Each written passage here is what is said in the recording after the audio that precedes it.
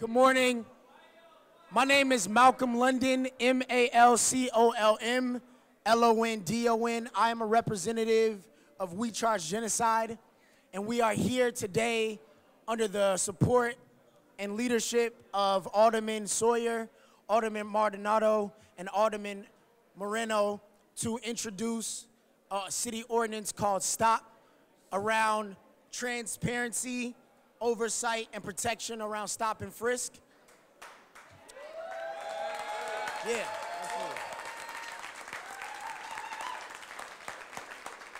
In this moment, right now, when the national conversation is around police accountability or lack of thereof, and consistently black bodies and names are cremated into hashtags, we must have a real honest conversation about what policing looks like in the city of Chicago and the nation at large.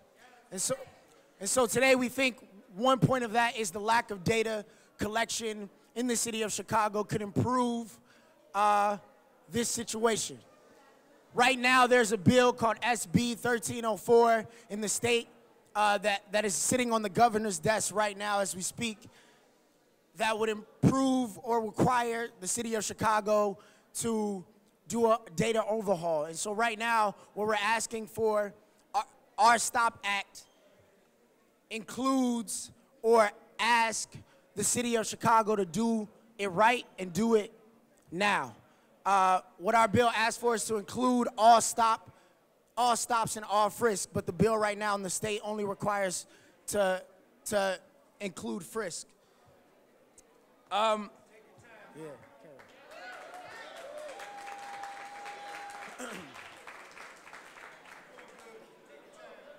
Yeah. And so I think this moment and this conversation is clearly important. Right now, where I come from and places where I live, there's a real harm that is done by constant police pressure. And so we need to rethink and reimagine what that looks like when young people in this city are consistently complaining about their own harassment. And so one young person that we have, our first speaker is Jillian Giles. You spell their name G-I-L-L-I-A-N-G-I-L-E-S from Shy Stops. Please welcome Jillian.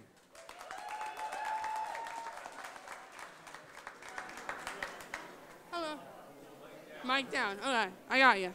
Okay. Hi, my name is Jillian Giles. G-I-L-L-I-A-N-G-I-L-E-S. I'm an 18-year-old member of Shy Stops campaign, and We Charge Genocide, and I'm here because we need to pass the STOP Act. The Chicagoans who are often stopped by the police are predominantly people of color and disproportionately black people of color. People who look like me, people who are around my age, and people who are in my family and in my community. Being stopped by the police is terrifying. Being stopped and frisked by the police at best is degrading. And being stopped and frisked by the police when you've done nothing wrong is unnecessary. Last year, almost 250,000 Chicagoans were stopped without committing a crime. When a punishment is given and when no crime has been committed, there's a problem.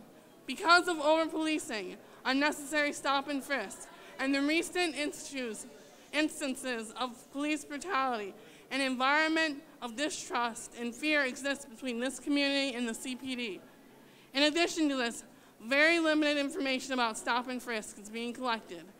The limited data information collected by the CPD is not made available to the public. Those who are disproportionately stopped and frisked by the police do not have the information to prove so.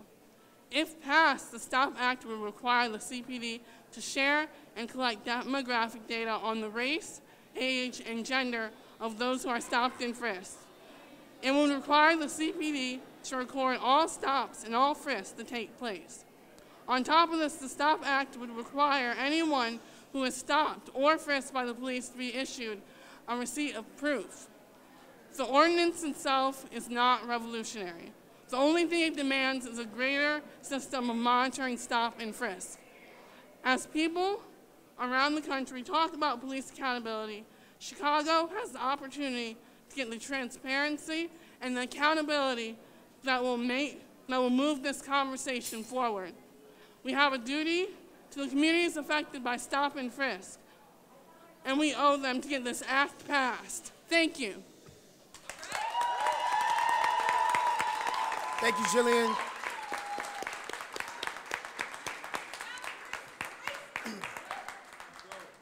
Right now, there's a narrative that comes from either this office or folks from the police department that we need heavy policing in communities where I'm from. And where I'm from, we say we need less police in our communities because what they do is harass us, what they do is kill us, and what they do is create a consistent revolving door in the prison industrial complex. And so what we say is, let the numbers speak for themselves. If you believe that policing is good and effective, then say and prove that it is. And we say that it's not. And if you look to the ACLU's report recently, it also supports that narrative. And so we say let the numbers speak for themselves. The second speaker that we have, and we're grateful that he has signed on and has become a leader in this very, very basic ordinance. Please, y'all, join me in welcoming Alderman Maldonado.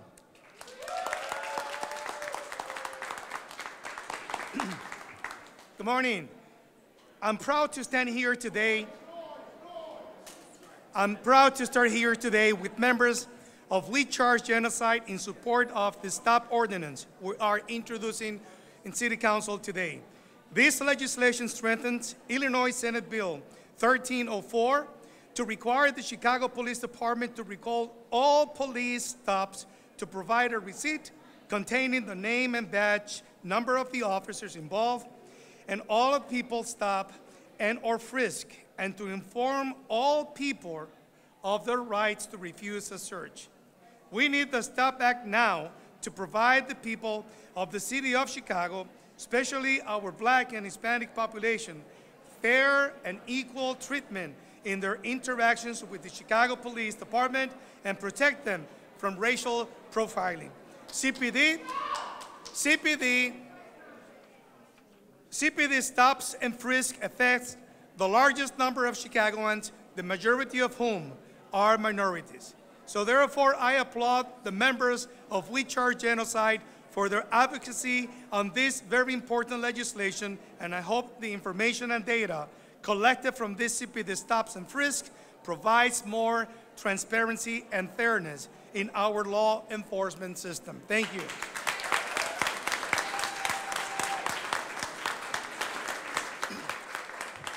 In addition to Shy Stops, there are over 30 other community groups that have signed on in support of the STOP Act, including ACLU of Illinois, Black Youth Project 100, Chicago Votes, Moms United Against Violence and Incarceration, and Black Lives Matter Chicago.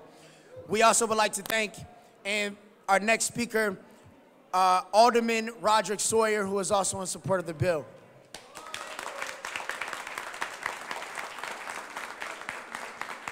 Thank you. Thank you and good morning, everyone.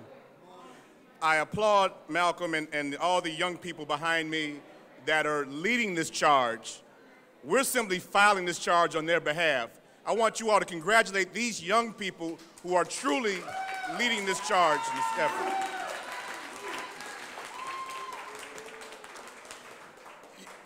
As you know, this ordinance, proposed ordinance, is a common sense initiative. It helps not only our young people on the street and all law-abiding citizens, it also, quite frankly, helps the police. If the police, as Malcolm stated earlier, are truly doing their job, their jobs in the interest of combating violence, getting guns and drugs off the street, then they should not have a problem with this ordinance. All it is documenting the stops that they make, and if the stops are legitimate, they're legitimate. We understand that. We have no problem with that. But we want to find out, are they truly attacking Black and brown individuals in this city? We need to know.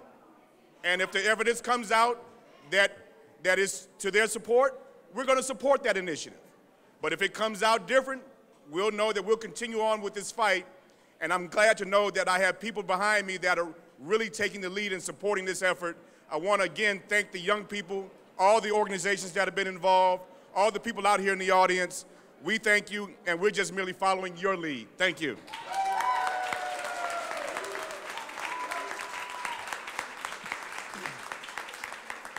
The next speaker that we have is a member of Chicago Votes. His name is Caleb Porter, C-A-L-E-B-P-O-R-T-E-R. Please join me in welcoming Caleb. Good morning, how is everybody? My name is Caleb Porter and I'm here with Chicago Votes. And we are here today because we are tired. We are traumatized. We are being targeted. When you ask a police officer, why do they stop and frisk?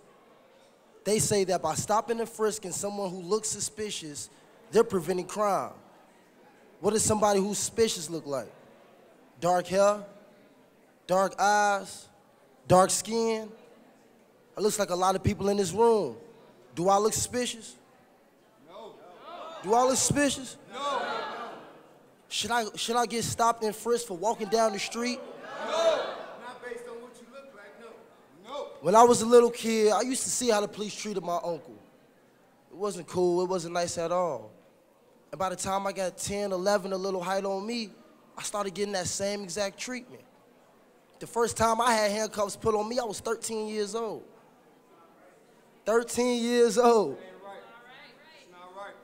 Sounds like the same shit I dealt with 30 years ago. A woman had came out running, screaming police brutality when they seen that we had our hands on the car because we was being stopped and frisked. She had a flip phone in one hand and a cigarette in the other hand. The police officers looked around, went up to her, grabbed her cigarette, and asked me, how old are you? I told him. He said, okay, well, you know what? This cigarette is yours. I got charged for tobacco possession because I was under 18. Now, is that right? No. Okay, well, Chicago Votes is here today to put a stop to all of that. We have collected over 2,000 petitions supporting data transparency in the Chicago Police Department. Now, we are here today to ask the members of City Council, whose side are y'all on? It's our people who are getting hurt. It's our people who are being humiliated, who are being profiled on the government's dime. I have one more question. Can I get everybody, by the time that we leave here, to sign one of our petitions to say that y'all support data transparency? The police say that they're here to protect and serve. We'll protect our black and brown youths and service our data transparency. Chicago Votes urges the City Council to please pass the Stop Act Ordinance. Not just for us, for our children, for our grandchildren, and just to make our system and our society a better place. Thank you, I'm Caleb Porter.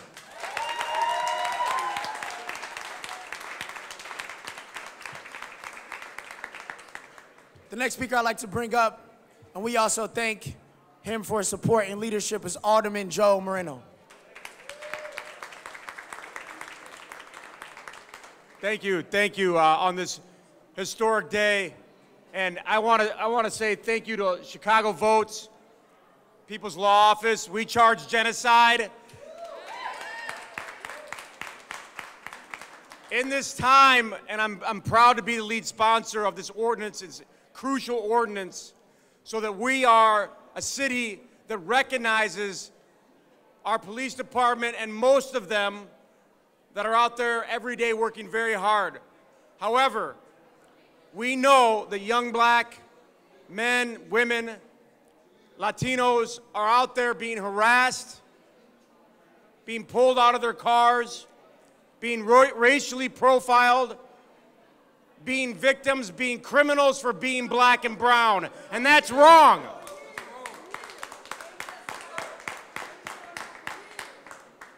You know, I was talking to my parents the other night, and we're activists back in the 60s, and they said, they're in their 70s now, they're 72 years old. And they said, although they've seen progress in this country. They said, they call me Joey. They said, Joey, we can't believe that you have to have a press conference tomorrow to put an ordinance in for the same type of stuff that we were fighting for 40 years ago, right? 40, 50 years ago. So please, if you're here today, join our movement, get behind our ordinance. If your alderman isn't on board, go talk to them. And if they still aren't on board, come talk to me, and I'll talk to them to get them on board for our ordinance, our stop and frisk ordinance. Thank you very much. Again, we say thank you to Alderman Sawyer, Alderman Moreno, and Alderman Maldonado. It is just time for Chicago to catch up to the rest of the world, to New York, to Newark, to Boston, and even in the presidential's own task force findings on police accountability is that we need more data transparency. Without transparency, there's no real way to engage communities in ways to build trust and ways to build these relationships that have been, frankly, lost. And so we say thank you, and we will ask no questions? Questions? Any questions from the meeting? No questions. We won't take any questions. Thank you.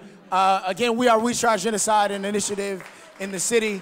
Thank you to the alderman. Thank you to the folks in this room.